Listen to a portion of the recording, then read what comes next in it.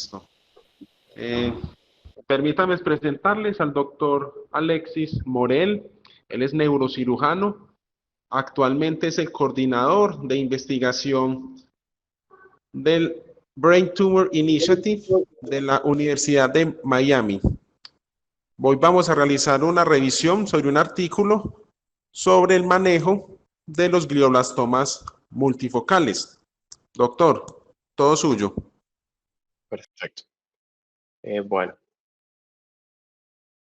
buenos días a todos de vuelta. Bueno, mi nombre es, como les decía Felipe recién, gracias por la introducción. Mi nombre es Alexis Morel, soy neurocirujano argentino. Actualmente estoy trabajando en la Universidad de Miami, en el departamento de neurocirugía, más específicamente, y la mayoría de mis funciones las cumplo en lo que se llama el University of Miami Brain Tumor Initiative, que es el departamento de tumores. Nosotros tenemos dos hospitales aquí, uno es el Jackson Memorial Hospital y el otro es el University of Miami Hospital, que es donde funciona el programa. Así que bueno, el tema de hoy justamente es revisar un artículo que salió publicado el año pasado sobre resección versus biopsia en el tratamiento de glioblastoma multiforme. Como ustedes ya saben, la mayoría, bueno, el glioblastoma es un tumor bastante frecuente, es un tumor primario más frecuente de todos. Lamentablemente es uno de los que tiene el peor pronóstico, más o menos son 15% de todos los tumores cerebrales. Y la esperanza, digamos, el overall survival medio es aproximadamente de 14 meses. Y, y el porcentaje justamente de supervivencia a los 5 años es del 5%, o sea que muy pocos pacientes logran vivir más de 5 años. Actualmente el estado, digamos, del arte, se podría decir, con respecto al tratamiento, es la resección segura máxima, seguido de radioterapia y quimioterapia. El quimioterápico que más se usa en todo el mundo es la temozolomida o el Timodar. Y también hay otros esquemas, pero son generalmente de segunda línea y se reservan justamente la temozolomida como parte del famoso protocolo de Stupp. Ya se sabe de hace un tiempo, hay varios estudios publicados justamente que la resección, o sea, el grado de resección que nosotros podemos lograr, no solamente en la primera cirugía, sino en cirugías subsecuentes, está asociado con la supervivencia del paciente. Es decir, que a mayor resección del tumor, mayor va a ser la supervivencia del paciente. Esto fue el primer estudio grande que se hizo, fue un estudio de la Cruz en el 2001. Después se volvió a hacer otro estudio, un estudio hecho por Sanay de la Universidad de California en San Francisco, en el 2011, que fue publicado en JNS, que fue un estudio bastante famoso, que lo que hicieron ellos fueron no solamente analizar la supervivencia, sino que poder establecer un umbral, o sea, a partir de cuánto empezamos nosotros a ver la supervivencia en los glioblastomas.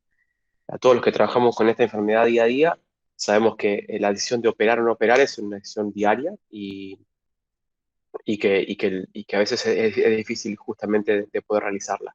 Este estudio fue muy famoso, muy citado, y lo que ellos justamente ponían era que a partir de un 78% aproximadamente de resección, el paciente empezaba a ver el mayor beneficio en la supervivencia.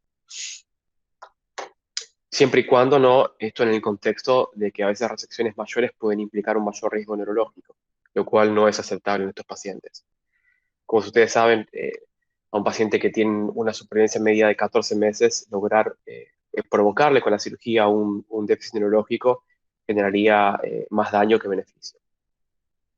Entonces, ¿por qué se puede pensar justamente que la cirugía ayuda a estos pacientes? Hay varias teorías propuestas. Una, em, una de las teorías justamente una de las hipótesis que se plantean es eh, que la cirugía, a través de lograr justamente una citorreducción, reduce justamente la carga total de la enfermedad. Eh, Sabemos justamente que el glioblastoma tiene un patrón de invasión y que eso también se correlaciona con el pronóstico del paciente. Al lograr justamente reducir la carga de la enfermedad, se logra también reducir la posibilidad de invasión. Esa es una de las hipótesis. Otra de las hipótesis es que esto disminuye justamente el potencial y el comportamiento hipóxico del paciente. El problema del glioblastoma es, bueno, son varios, ¿no? Uno de ellos es que logra generar un microambiente tumoral hipóxico y eso genera como si fueran células madre tumorales. Estas células madres tumorales lo que hacen es generar un microambiente tumoral que permite la mayor supervivencia. Esta mayor supervivencia se logra a partir de hormonas, a partir justamente de regular vías metabólicas que le permiten una mayor supervivencia. Y la hipoxia también tiene el problema de que eh, resiste a la radiación. O sea, un microambiente tumoral hipóxico lo hace radioresistente y eso es un problema. Entonces, si nosotros operamos un paciente, pero estos como nidos de células cancerosas madres sobreviven, eso va a perpetuar y va a generar unos nuevos focos de una posible recurrencia. Y la otra hipótesis justamente es que esto abre la barrera hematocefálica, permite justamente que las drogas quimioterápicas puedan ingresar y puedan permanecer en este ambiente tumoral, ¿no? La mayoría de los estudios, y siempre cuando se hacen este tipo de estudios, se hablan siempre sobre lesiones nuevas o recurrentes, pero que se pueden eh, excluyendo justamente los glioblastomas multifocales. ¿Por qué?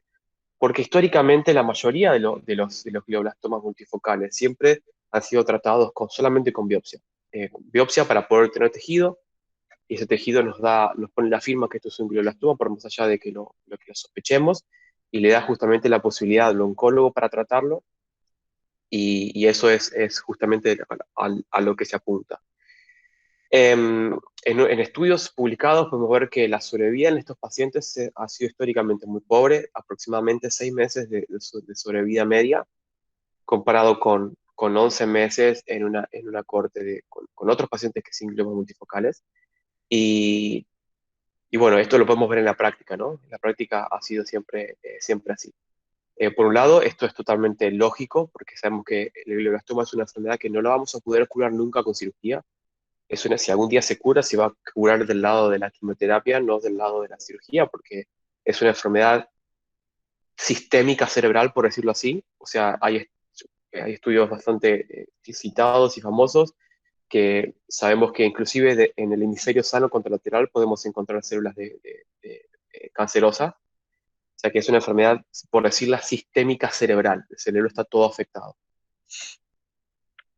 Entonces, a partir justamente de esta pregunta, se planteó justamente realizar un estudio hecho por el mismo equipo que estoy trabajando hoy, eh, evaluar justamente si podemos, cuál es el rol de la cirugía versus justamente la biopsia en el tratamiento de estos pacientes.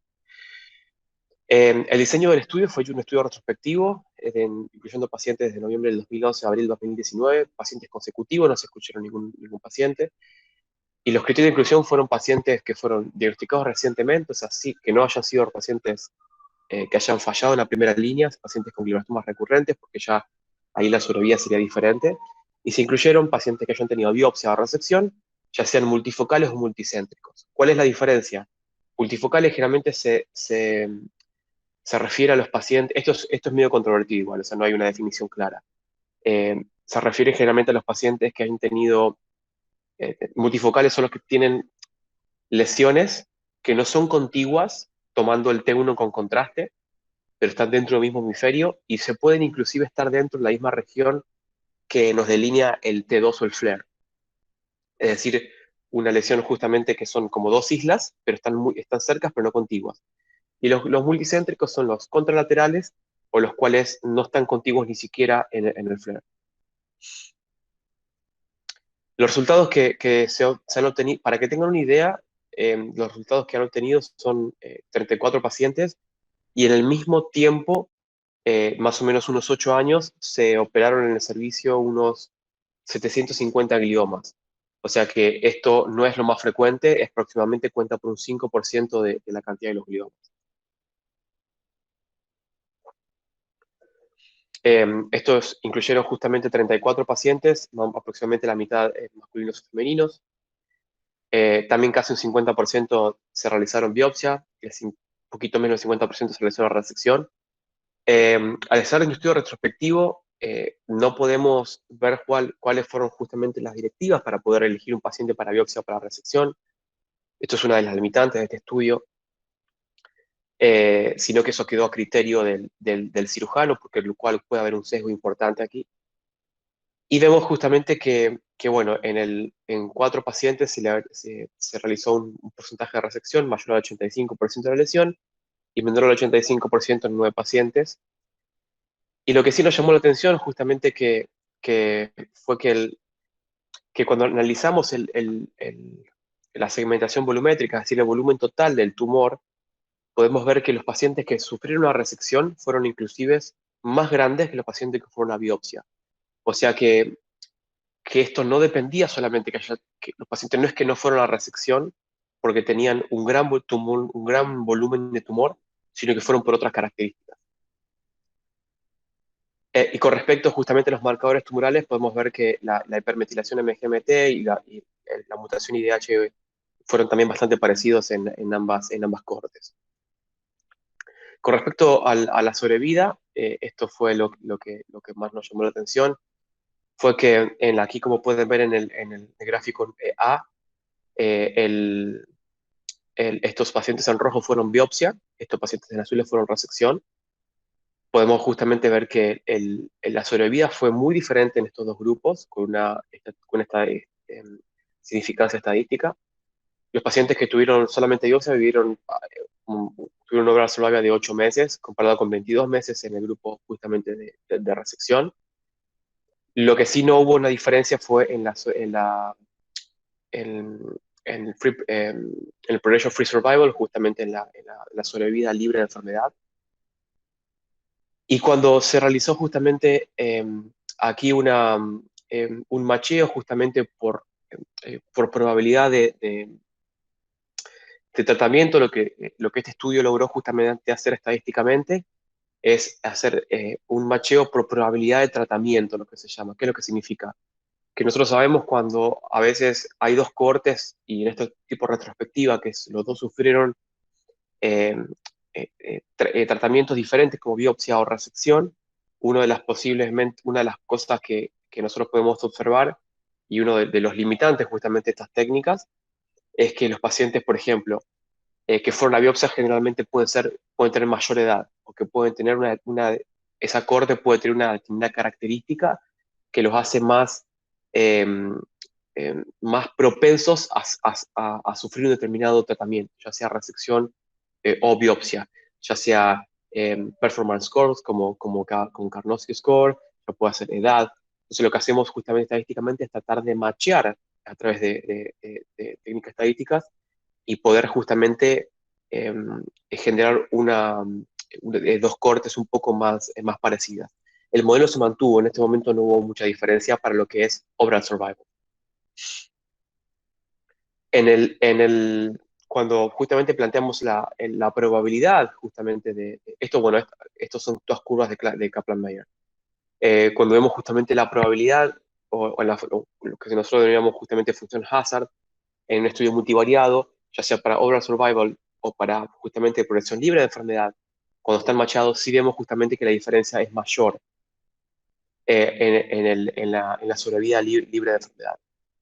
Esto tiene que ser tomado con pinzas. ¿Por qué? Porque eso es cuando uno genera justamente estas técnicas estadísticas en cortes que son chicas, como ya sea 34 pacientes, esto puede sobredimensionar los hallazgos.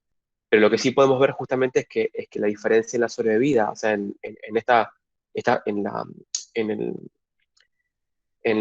justamente en la función Hazard acumulada, lo que nosotros podemos ver es la probabilidad que tiene un paciente de morir a lo largo del tiempo.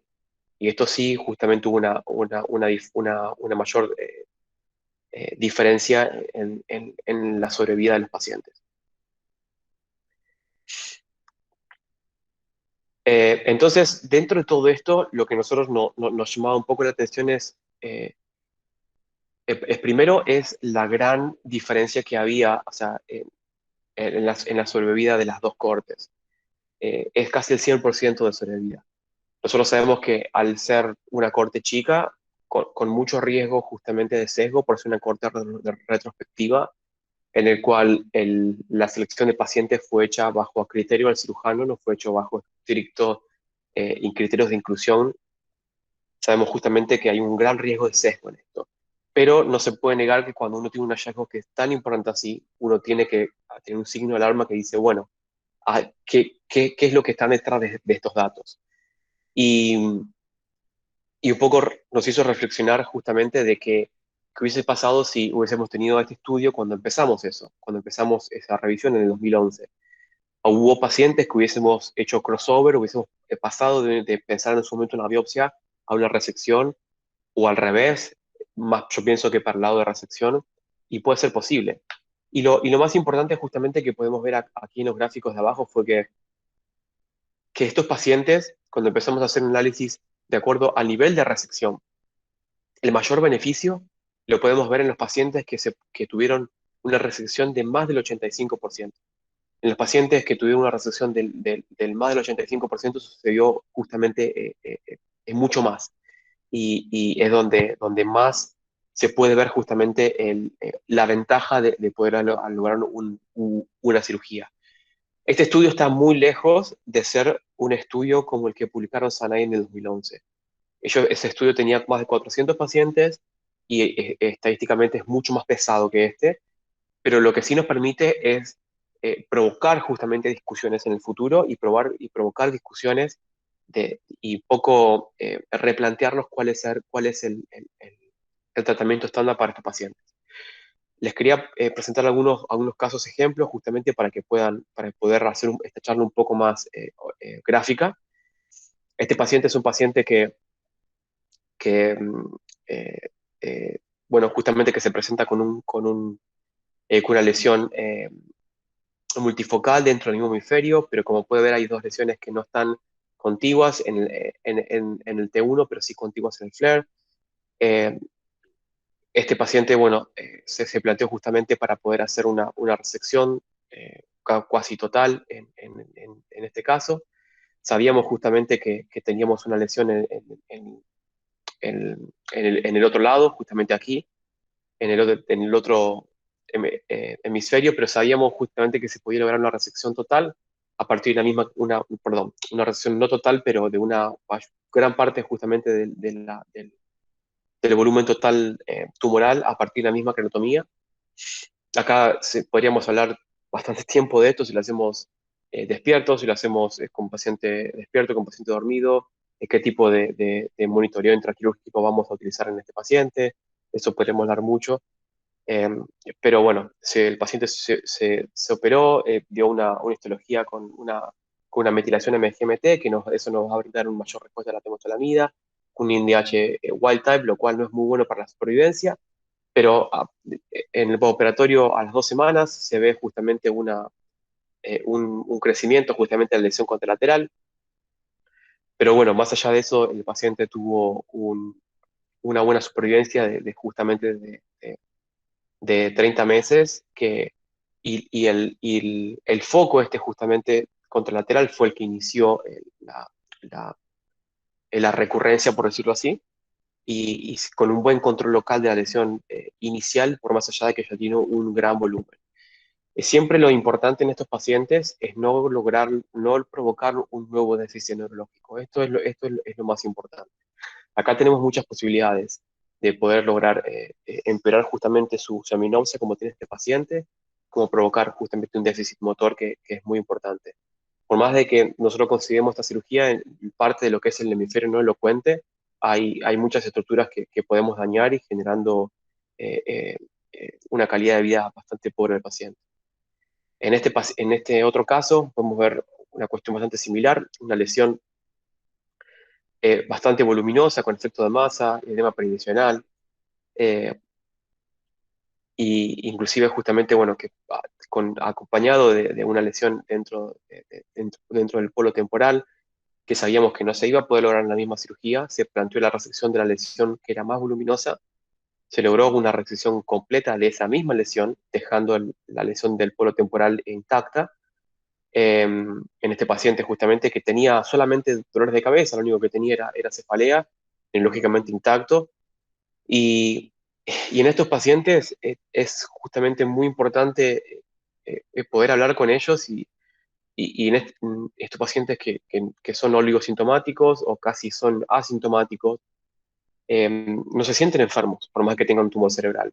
Entonces, provocar una cirugía que vaya a generar un nuevo déficit neurológico es algo que es devastador para ellos. Entonces, esto también tiene que ser planteado en la ecuación. Otra de las cosas que nosotros tratamos de promover aquí es eh, tratar de lograr un protocolo que estos pacientes se vayan rápido del hospital, tratar de que estos pacientes se vayan en el operatorio día uno, si es posible, o más que todo para prevenir complicaciones médicas. Sabemos que un paciente que hace una infección urinaria, una neumonía, una infección diarrea quirúrgica, es bastante feo justamente para ellos y lo queremos evitar a toda costa. Bueno, la patología dio justamente un IDH wild type. Eh, este paciente fue operado hace 18 meses, todavía está vivo, tiene un buen control local de la lesión, por más que podemos ver acá un leve realce al contraste. Sigue oligosintomático, inclusive esta lesión también vemos que pudo mantenerse estable. Eh, Estos dos casos quizás son casos bastante sencillos, no son casos donde podemos ver más cuatro o cinco, podemos ver dos o tres, y, pero bueno, es donde justamente hay una lesión grande que presenta más del 90%, inclusive estoy seguro en estos pacientes, del volumen total de la lesión, o sea, perdón, del volumen total de la enfermedad. Y estos son los pacientes con los cuales uno siempre tiene que tratar de empezar. Los pacientes que tienen quizás que nosotros sabemos que podemos lograr un 60%, un 70% de resección, en estos casos ya la indicación es un poco más compleja. Para ir terminando, o sea, cuáles son los key points del trabajo y de la experiencia que nosotros hemos tenido al hacer esto? Si nosotros podemos hacer una resección segura, y esto es lo más importante de todo, de más del 80%, ¿y por qué más del 80 y no del 85%? O podemos decir más del 70%, también quizás puede ser. En este trabajo, el umbral está hecho a partir de un nene muy pequeño, entonces no es algo que uno tiene que tomar como una medida justa. Si nosotros podemos lograr una sola cronotomía, la cirugía puede ser una opción en el glioblastoma multicéntrico. Tenemos que conocer cuáles son los límites nuestros, ya sea en experiencia, en tecnología con el cual tratamos, en cuáles son nuestros límites justamente de acuerdo em, al volumen de pacientes que podemos tratar y nosotros mismos como nuestro propio equipo. Siempre el que tenga un Karnofsky mayor a 70 es un criterio que para nosotros es fundamental, es casi exclusivo. Si el paciente tiene un performance score menor a 70, no es un buen candidato a cirugía, eso ya lo sabemos y está súper demostrado. Sabemos justamente que el standard of care, o sea, que es cirugía más radioterapia más quimioterapia, no solamente cirugía, y esto es algo que tenemos que ser muy honestos con el paciente y con la familia. Lo que nosotros tenemos que explicarle o que nosotros sugerimos explicarle al paciente y a la familia, y pienso que ustedes todos estarán de acuerdo, que la cirugía es una sola pata de la mesa, una sola pata del tratamiento. Las otras partes son la radioterapia y la quimioterapia, y que muchas de las cosas, mucha de la sobrevida del paciente y mucho de cómo le va a ser la evolución de la enfermedad no depende de nuestro tratamiento, sino que depende muchas veces de la biología del tumor. ¿Y cuál es bueno, y esto es súper importante tenerlo en cuenta con el paciente y con la familia. A veces cuando estaba en mi residencia o escuchaba justamente a personas de mi equipo, personas de otro equipo, escuchar que hablaban con el paciente y decían, bueno, ya hemos sacado todo el tumor, así que uno tiene un buen pronóstico. Y eso a veces no es del todo honesto con el paciente, porque no en el caso específicamente del glioblastoma multicéntrico, pero a veces cuando el paciente tiene una sola lesión, nosotros hacemos una resección completa. A mí siempre me gustó ser honesto con el paciente desde el día uno. Decir que el paciente no se va a curar con esta cirugía, no se va a curar con quimioterapia y no se va a curar con radioterapia, y que todo lo que tenemos que hacer todo lo que vamos a hacer es para extender la sobrevida y para que el paciente tenga una mejor calidad de vida. A mí no me gustaba mucho, o sea, poder decirle al paciente que darle una esperanza que no está basada en lo que nosotros sabemos que hace la enfermedad. Y eso lo veía cuando el paciente después iba al oncólogo, hacía radioterapia y después de los 2 años venía con una recurrencia y nos decía, pero yo pensé que me había curado. Y eso me parece que no es honesto porque al fin y al cabo el que tiene que tomar la decisión es el paciente porque es su vida. Así que desde eso es un poco aparte, ¿no?, del trabajo. ¿Y cuál es lo siguiente?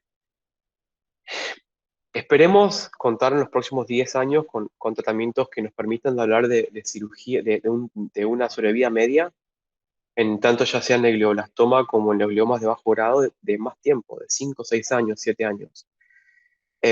Hoy en día contamos con técnicas mínimamente invasivas, por ejemplo, como es la ablación láser, que esa técnica nos está dando muy buenos resultados, por ejemplo, para las recurrencias.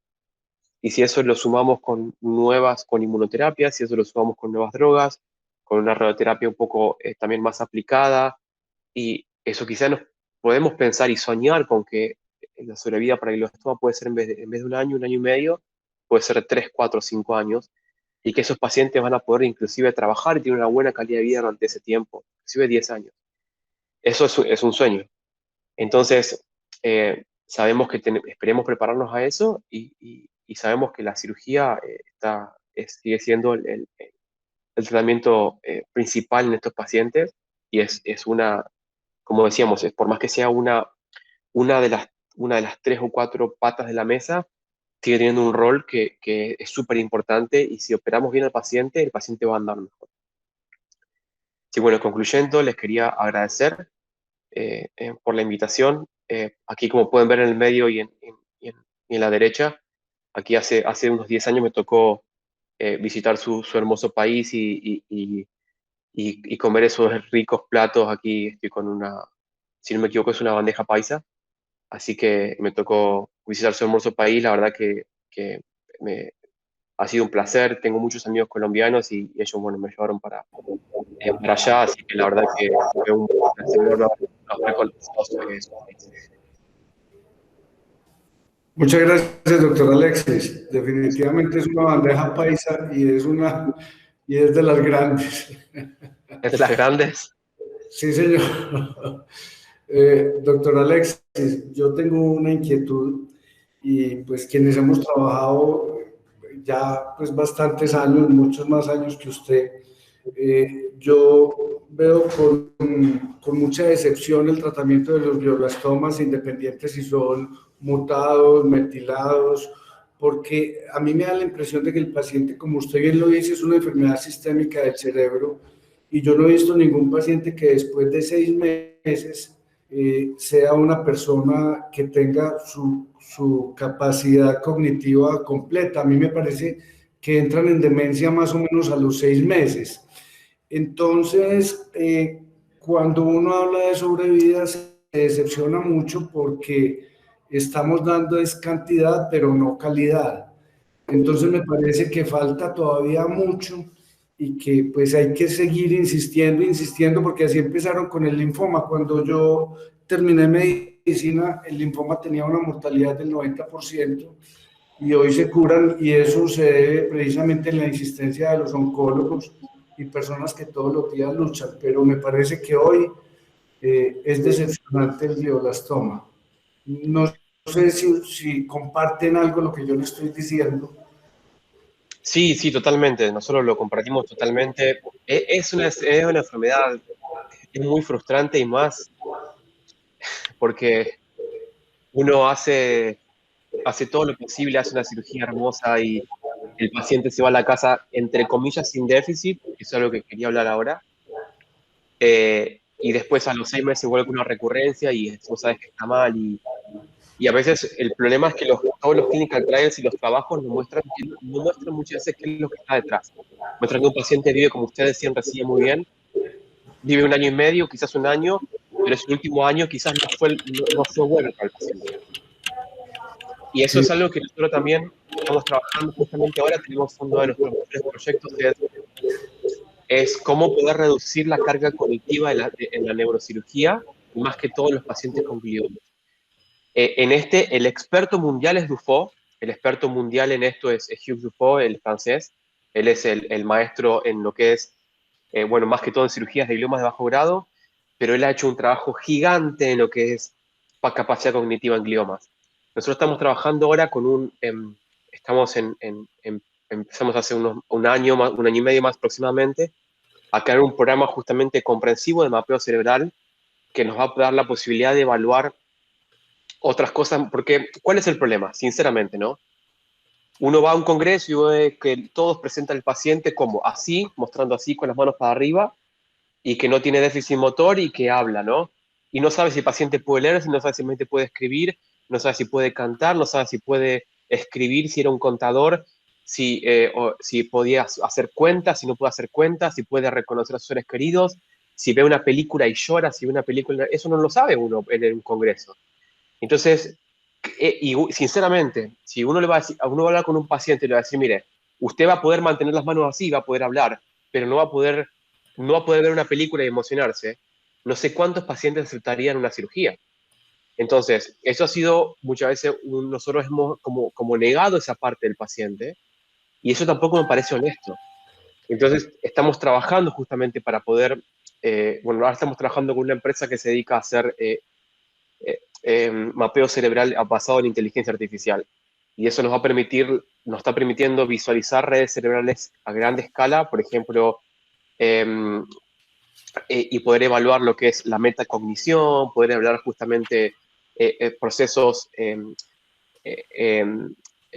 como mentalizing, o sea, procesos que son más que todo cognitivos más superiores, que eso hasta el día de hoy han sido muy difíciles porque uno necesita tener un equipo muy experimentado en esto, con test neuropsicológicos muy avanzados, que para la mayoría de los programas es imposible. Entonces, estamos trabajando ahora y comparto con usted que es el gran desafío de los próximos años. Antes de darle la palabra al doctor Cadavid, quisiera preguntarle, doctor, si usted considera que este deterioro cognitivo es secundario a la radioterapia o al crecimiento del tumor, porque uno ve que cuando se da radioterapia para otro tipo de tumores que tienen más sobrevida, no tienen este deterioro tan severo que se presenta en todos los glioblastomas. Y lo segundo, doctor, la conferencia la estamos grabando, qué pena, no le había pedido autorización. Nosotros la retransmitimos a través de un canal de la universidad, siempre y cuando usted nos autorice. Sí, no hay ningún problema. Se puede retransmitir sin ningún problema. Ok. Y con respecto a la radioterapia, yo pienso que puede ser un poco de las dos cosas, más que todo si usamos radioterapia de todo el cerebro, o sea, el whole brain. Sabemos que el whole brain es algo que va a traer problemas cognitivos, pero sabemos también que bueno, eso es un poco la diferencia con la enfermedad metastásica y el glioma, ¿no? Que la enfermedad metastásica sabemos que es una isla, es como una isla, como algo aislado en un cerebro que, entre comillas, está bastante sano. En cambio, el glioma o el glioblastoma es un iceberg, ¿no? Porque eso sabemos que abajo, sabemos que hay un cerebro que está más enfermo.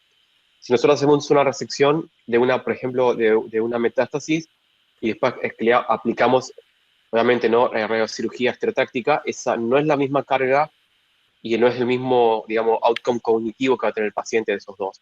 Yo pienso que puede ser un poco de las dos cosas, pero también es parte justamente del glioblastoma.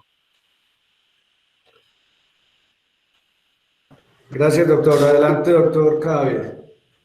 Bueno, doctor, muchas gracias por esa conferencia muy interesante. Yo estoy justamente, toda mi vida estuve, o gran parte de mi vida como neurocirujano, estuve en el lado opuesto de lo que usted propone.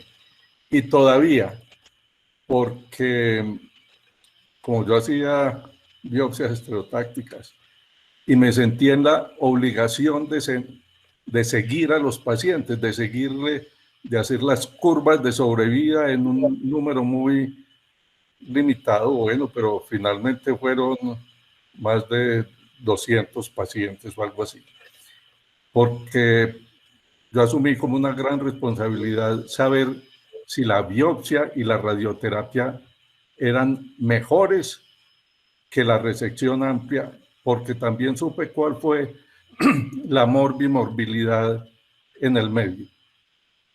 Entonces, yo me sentía muy satisfecho de ver los pacientes, perdón, viviendo más de lo que yo suponía por lo que sabía previamente, y pensé que vivían aquí igual, pero cuando hice un estudio me encontré que era distinto. Vivieron más a los que yo les hice biopsia y radioterapia que los que se operaron a cielo abierto.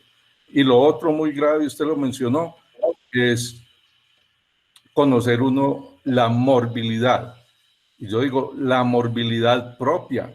Uno no puede trabajar con las estadísticas de otros. Eso es como tampoco puede hacer uno compras con la chequera de otro. Entonces, eso para mí fue definitivo. Lo otro es que usted sabe seguramente que Dandy propuso las resecciones hemisféricas para tratar los glioblastomas, y lo que sucedió es que los pacientes les iba peor. Y otra cosa muy importante, y eso no para hablar de los glioblastomas multiformes, sino que me parece que si los glioblastomas vivieran lo suficiente, finalmente iban a ser multiformes, porque hay algunos estudios que demuestran que las células tumorales están más allá de 3 centímetros por fuera del límite en la resonancia. O sea que esa resección total es una utopía, una utopía. Y todas las estadísticas en el mundo pues son diferentes. Lo otro muy importante, usted seguramente conoció a Patrick Kelly, que trabajó mucho en tumores, y él dijo una frase muy como importante.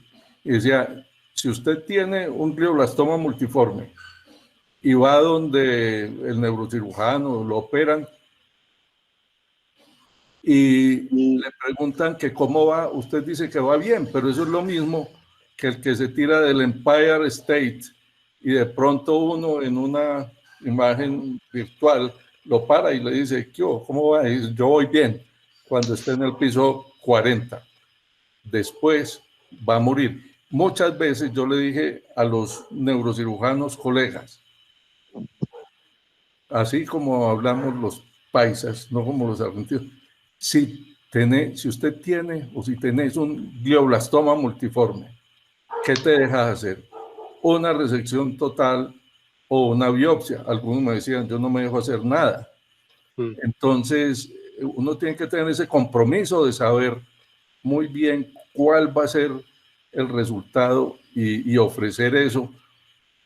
Uno, porque es que muchas veces se presentan por ejemplo, sus estadísticas. Yo ya veo a los residentes nuestros mostrando sus estadísticas y después las cosas no son así, porque aquí esa disponibilidad de una radioterapia rápida, de todos los recursos técnicos para hacer una resección segura, no se dan. Entonces, eso es soñar. Y yo no sé si usted estuvo en Medellín cuando visitó a Colombia. ¿Estuvo en Medellín? No. Me Bueno, tocó, esa es una pendiente que tengo. bueno, pero usted debe saber, usted seguramente no sabe como argentino, que aquí murió, en Medellín murió Gardel. Sí, Y sabía. entonces, bueno, cuando venga a Medellín podrá tener esa experiencia de conocer la casa gardeliana y saber que los colombianos devolvimos con mucho dolor, se los robaron casi los restos de Gardel. Sí. La verdad que no conocí bastante Colombia, pero justamente Medellín me quedó una cuenta pendiente. Y con respecto a lo que usted decía, yo estoy totalmente de acuerdo. Yo hice mi residencia en Argentina hace menos de un año que estoy en Estados Unidos. Hace ya 5 años que estoy trabajando con la Universidad de Miami, pero y conozco todas las limitantes de cualquier ciudad, digamos, y cualquier, digamos, de lo que nosotros tenemos que a veces que operar con lo que tenemos y con lo que hay, y eso estoy totalmente de acuerdo. Y también sé justamente, bueno, que aquí tenemos la posibilidad hay neurocirujanos muy subespecializados. Mi jefe, que es el doctor Comotar, él solamente hace tumores cerebrales, no se dedica a hacer otra cosa que no sea eso. Y tienen, o sea, más o menos acá se hacen unos 1000 tumores por año, lo cual es un volumen que sabemos que se sale un poco fuera de los papeles y fuera de la realidad de la mayoría de los lugares del mundo. Y este paper, lo más importante es que como toda la literatura, no hay absoluto, o sea, no es, esto es como un signo de pregunta que se abre y que diciendo nosotros hemos encontrado esto. Nos encantaría tener mayores datos, o sea, mayores pacientes y mayores datos para poder darle un poco más de fundamento a los hallazgos, como si fue justamente el paper, bueno, todos los papers que se han publicado con más de 400, 500 pacientes, inclusive el trabajo de Dufault con gliomas de bajo grado diciendo que mayor resección, mayor sobrevida. Así que estoy totalmente de acuerdo con usted. O sea, esto quizás uno si quiere empezar a mover su práctica, uno tiene que empezar con los casos más fáciles, como por ejemplo fueron los casos en los cuales yo mostré recién, en los cuales hay una lesión grande, enorme, súper sintomática, con mucho edema, y hay una lesión pequeña del otro lado. Esa quizás, ese por definición es un glioma multicéntrico, pero obviamente eso es mucho más razonable plantear una resección que en un paciente que tiene quizás 5 lesiones, en las cuales la más grande es un 60%. En ese caso es mucho más gris y es algo que quizás es un poco más estirado, por decir la indicación. Doctor Felipe, adelante. Y muchas gracias por invitar al doctor Alexis. Dale, doctor Morel, primero que todo déjeme darle las gracias por acompañarnos en la charla. Muy buena la revisión del tema. Digamos que el interés mío en este tema, en este paper en especial sobre este tipo de glioblastomas nació cuando empezamos como a estudiar los aportes a los tumores del doctor Comotar, que digamos que es yo diría que es un referente mundial en esta área, y me gusta ver cómo cada día el manejo de los glioblastomas ha ido evolucionando. Yo estoy de acuerdo con usted y esperemos que en 10 años, ojalá en menos, podamos encontrar una sobrevida mayor para estos pacientes. Pero digamos que este estudio nos abre la puerta a ensayos clínicos que nos puedan ayudar en un futuro a buscar una mejor sobrevida a este tipo de patología. Nuevamente, doctor, lo felicito y le doy muchas gracias por habernos acompañado. Muy amable. Les agradezco muchísimo la invitación y la verdad que, bueno, que es un honor poder compartir, más que todo sabiendo que compartimos una profesión que es difícil, que detrás del dolor de cabeza, que uno se va a acostar a veces pensando en el paciente y se levanta pensando en el paciente, y es así, ¿no? Y en la familia también. Así que los saludo de vuelta con cariño y espero que les haya servido. Sí, doctor Alexis, no se me vaya todavía que la doctora Daniela ella es residente nuestra y nos hace una pregunta. ¿Por qué en esos glioblastoma multifocales no hacer, digamos, 2 o 3 radiocirugías a los focos adyacentes en vez de someter al paciente a una cirugía? Más que todo, lo principal, acá nosotros lo que tenemos que diferenciar es lo que es citorreducción de lo que es radioterapia. Esto es algo que nosotros lo hemos visto más que todo en el uso de la ablación láser. Una cosa es, la terapia radiante no mata el 100% de las células. Ahí sabemos que hay focos justamente que son resistentes y que van a sobrevivir. Lo que producen es como que le ponen una cadena al tumor, ¿no? Le ponen una cadena al tumor, pero sabemos que no va a matar al 100%. La terapia radiante funciona a través de dos. Bueno, esto seguramente ya lo debes saber, pero quizás esto es para los residentes más juniors. La terapia radiante actúa de dos formas. Actúa a partir justamente de agredir el ADN, por decirlo así, justamente de la célula en forma directa, y en forma directa actúa a partir de la generación justamente de radicales libres que van a afectar en forma indirecta a partir del agua que está cerquita justamente de ahí, y va a afectar, digamos, es lo que se llama el daño indirecto. Ese daño indirecto es el 70% del efecto biológico de la radiación. Ahora, ese 70% es lo que más está modificado por la radioresistencia o por la radiosensibilidad intrínseca del tumor. Eso es el efecto que se ha tratado justamente de modificar por radiosensibilizadores y también se trata justamente de proteger a las células sanas.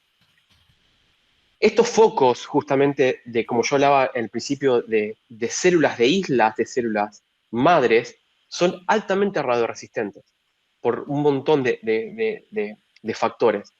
Y eso es lo que perpetúan y lo que hacen que la residencia sea local en lugares donde nosotros no lo vamos a hacer. Ahora, cuando vos sacás el tumor, vos a esas células vos las sacás. Vos sacás la isla hipóxica, sacás la isla de células madre, vos las sacás. Y en ese caso, justamente lo que nosotros hacemos, cuando hacemos la citorreducción de eso, lo que vamos a hacer, vamos a eliminar mayor cantidad de estos focos de células madre que son donde posiblemente nos pueda venir justamente una residencia local. Entonces, la diferencia justamente entre una radioterapia y una citorreducción es principalmente esa. Ahora, esto es un contenido bastante hipóxico, porque hacer clinical trials comparando estas técnicas es extremadamente difícil, porque los gliostomas no se comportan de la misma manera. Entonces, por más que nosotros justamente sabemos que cuando vamos a hacer una cirugía, más que todo quizás en el gliostoma multifocal es un poco más difícil, pero una cirugía que tenga una sola lesión. Si hacemos una cirugía y sacamos lo que nosotros podemos ver justamente, que es la parte que refuerza el contraste, lo más seguro es que por más de que haya células viables en peritumoral, esas células a corto plazo tienen un menor potencial de crecimiento que las células que están más en la periferia justamente de la legión necrótica. Eso es algo justamente que ya se ha comprobado y por eso es que los pacientes andan mejor. Al lograr justamente una citorreducción con cirugía o con otras técnicas, como por ejemplo la ablación láser, es que los pacientes en nuestra experiencia van a andar mejor que con radiocirugía. Por eso también es que, inclusive el glioblastoma, por eso es que, o sea, el glioblastoma, la verdad que la radioterapia no es algo que tampoco es que anda perfecto, ¿no? O sea, no es un tumor que sea altamente radiosensible. Así que el aporte de la radioterapia y la radiocirugía también es bastante limitado. Ok, de acuerdo. Perdón, ahí vi un comentario que no lo logré leer. No, el doctor Javi dice que si bien la radioterapia no mejora, la cirugía tampoco. Pues, Exacto, pero, o sea, el 100% del tumor no es igual. O sea, el 100% del tumor no es igual, no se comporta de la misma manera. Pero uno puede tener en la periferia del tumor, inclusive más allá de las regiones que están fuera del T1, fuera de la región que tiene contraste y fuera inclusive del flare, tienen un menor potencial de supervivencia por sí mismo, justamente que las otras lesiones. Y eso inclusive, bueno, eso tiene que ver más que todo con el potencial de invasión que tiene el glioblastoma. Acá, bueno, uno de mis jefes, el doctor Mike Leiber, tiene un laboratorio acá de ciencia básica que básicamente lo que hacen es estudiar eso.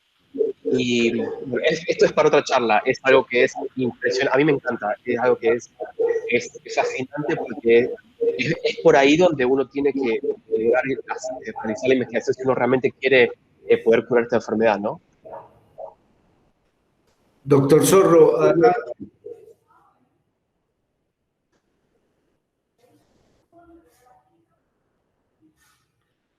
Doctor Zorro, no le escuchamos. Buenos días, ¿me escuchan? Sí, ahí Buenos sí. días. Doctor Morel, muchas gracias por la conferencia, por compartir su conocimiento. Pues yo pienso que con la evolución que hemos tenido, que hemos mejorado en neurocirugía en todos los campos, desafortunadamente en el glioblastoma, yo pienso que va a pasar 2, 3 generaciones para mejorar en algo la sobrevida. Todavía creo que hay muchas cosas por atar. Le iba a preguntar específicamente, ¿usted tiene algún tipo de experiencia con braquiterapia? No, aquí en el centro no. Y bueno, obviamente en Argentina tampoco la tuve porque no estaba ni siquiera disponible para realizarse. Aquí los pacientes no, eh, no, mm, no hemos tenido experiencia con braquiterapia y tampoco la usamos en este momento.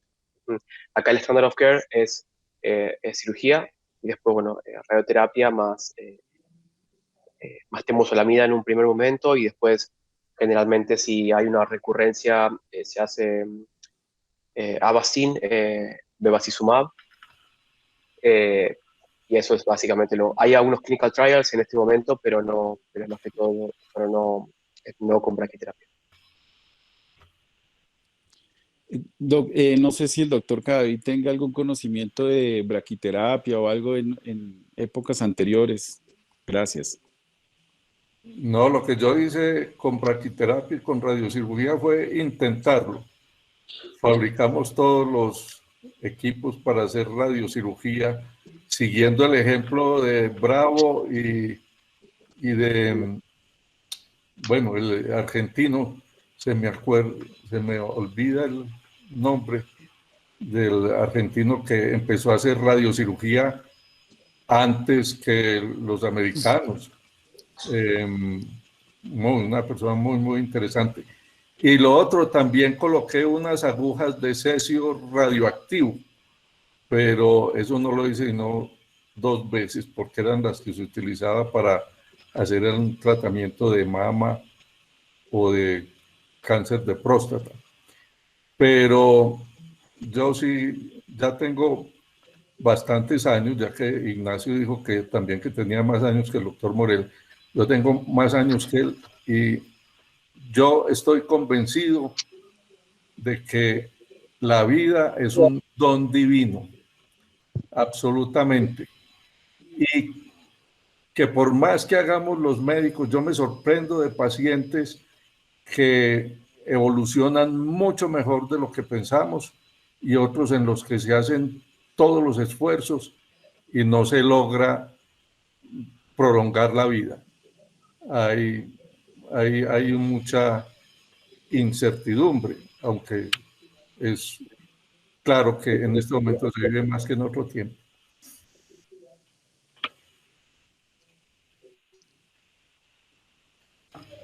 Doctor Alexis, yo no tengo más preguntas. Si alguien tiene más preguntas, por favor, adelante.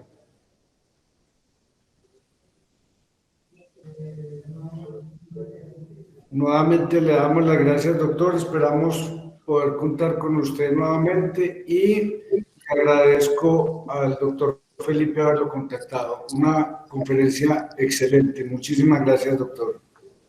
Gracias de vuelta por la invitación. Espero que me haya servido la discusión. A veces uno se queda como que tiene más preguntas que respuestas, ¿no? Pero cuando termina estas conversaciones, como que tiene más preguntas que respuestas, pero así es la ciencia, así que hay que seguir para adelante. Así es. Muchísimas gracias y les deseo un feliz día. Igualmente para ustedes.